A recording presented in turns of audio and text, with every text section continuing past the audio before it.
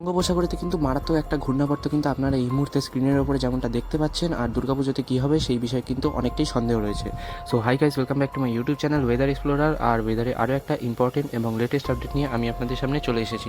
আজকে কিন্তু ফ্রেন্ডস, আপনি যেমনটা দেখতে পাচ্ছেন, শুক্রবার 19 তারিখে এবং উত্তর পূর্ব আন্দামান সাগরেতে কিন্তু ইতিমধ্যেই কিন্তু একটা নিম্নচাপ অঞ্চল ডেভেলপ করতে শুরু করে দিয়েছে। যেমনটা কিন্তু আপনি দেখতে পাচ্ছেন, এই নিম্নচাপ অঞ্চলটার এই মুহূর্তে যদি উইন্ড গাস্টিংয়ের কথা বলি তো সেটা কিন্তু 64 থেকে 70 কিলোমিটার পার ঘন্টা পর্যন্ত কিন্তু রয়েছে। আর বঙ্গোপসাগর থেকে কিন্তু যথেষ্ট পরিমাণে জলীয় বাষ্পপূর্ণ কিন্তু হাওয়া টানতে শুরু করেছে এই নিম্নচাপের সিস্টেমটা।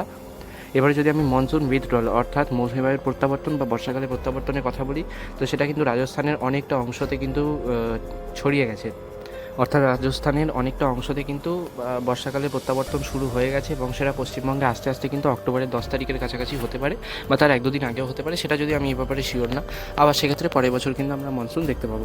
তো আপাতত যদি নিম্নচাপটার ব্যাপারে সুস্পষ্টভাবে একটা ধারণা দেওয়ার চেষ্টা করি তো বর্তমানে কিন্তু ঘূর্ণাবর্ত তৈরি হয়ে গেছে। আমি আপনাকে যদি স্যাটেলাইটেতে দেখাই তো আপনি স্যাটেলাইট মোডেতে কিন্তু দেখতে পাবেন যে বঙ্গোপসাগরের এখানে আপনি যদি মেঘের দিকে যদি আপনি যদি ভালো করে যদি খেয়াল করেন তো এখানে আপনি দেখতে পাবেন যে পোর্ট ব্লেয়ার বলে যেখানে লেখা, অর্থাৎ আন্দামান এবং নিকোবর দ্বীপপুঞ্জের উত্তর পূর্ব দিকে কিন্তু প্রচুর পরিমাণে কিন্তু ঘন মেঘ এখানে আমরা দেখতে পাচ্ছি। এবং এটা কিন্তু আরও ইন্টেন্সিফাই করবে এবং ইন্টেন্সিফাই করে কিন্তু সাইক্লোনিক স্টর্মের কাছাকাছিতে কিন্তু এর গতিবেগটা নিয়ে যেতে পারে। আগামী দিন অর্থাৎ 20 তারিখ এটা কিন্তু মায়ানমারের উপকূলেতে প্রবেশ করবে এবং 21 তারিখ নাগাদ এটা কিন্তু মায়ানমারের উপকূল থেকে 21 বা 22 তারিখ নাগাদ কিন্তু আবার বেরিয়ে আসবে। বেরিয়ে সেই নিম্নচাপটা কিন্তু বঙ্গোপসাগরের উপরে শক্তিশালী হতে শুরু করবে। ঠিক আছে, তো এই নিম্নচাপটা 24 থেকে 25 তারিখ নাগাদ কিন্তু আবারও বঙ্গোপসাগরের ওপর ঘনীভূত হবে এবং সেই সময় আপনি যদি এর উইন্ড গাস্টিংটা দেখেন তো ওপর দিয়ে কিন্তু আপনি দেখতে পাবেন যে এখানে 72 কিলোমিটার থেকে 80 কিলোমিটার পার ঘন্টা পর্যন্ত কিন্তু এর গাস্টিংটা পৌঁছে যেতে পারে, অর্থাৎ যথেষ্ট জোরালো কিন্তু গতিবেগ নিতে পারে এই ঘূর্ণাবর্তটা। কিন্তু বর্ষাকাল তখনও পর্যন্ত প্রত্যাবর্তন না হওয়ার কারণে এটা ঘূর্ণিঝড়ে পরিণত 26 তারিখে হবে না, এটা একটা নিম্নচাপ রূপেই আছড়ে পড়বে 27 থেকে 28 তারিখ নাগাদ এবং আছড়ে পড়ার সম্ভাবনা রয়েছে ওড়িশার পুরী উপকূলে। তবে হ্যাঁ, একদমই আপনি নিশ্চিন্ত হবেন না, কারণ যেহেতু এটা বর্ষাকালীন ঘূর্ণাবর্ত সেই জন্য কিন্তু এর রেডিয়াসটা অনেক বেশি, এটা অনেকটা জায়গা জুড়ে কিন্তু থাকবে এবং তারপরে আপনি যেমনটা দেখতে পাচ্ছেন কলকাতা, তারপরে রৌরকেল্লা, কোরবা, সিংরাউলি সব জায়গাতে অর্থাৎ পুরো পূর্ব ভারতের বেশিরভাগ জায়গাতে 50 থেকে 60 কিলোমিটার বেগে কিন্তু দমকা ঝোড়ো হাওয়া আর তার সাথে কিন্তু বজ্রবিদ্যুৎ সহ মাঝারি থেকে ভারী বৃষ্টিপাত কিন্তু মেনলি 28 তারিখ কিন্তু হতে পারে, অর্থাৎ রবিবার দিন।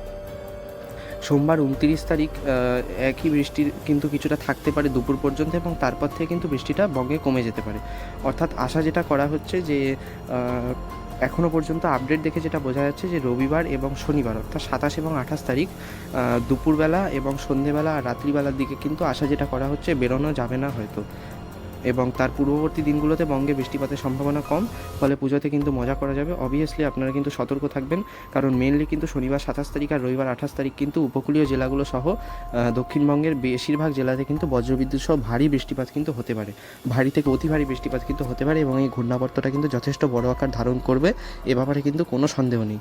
তো অবভিয়াসলি ফ্রেন্ডস, আপনারা আমার চ্যানেলটিকে সাবস্ক্রাইব করে আমার চ্যানেলের সাথে যুক্ত থাকুন এর সংক্রান্ত পরবর্তী আপডেট পাওয়ার জন্য। Good bye.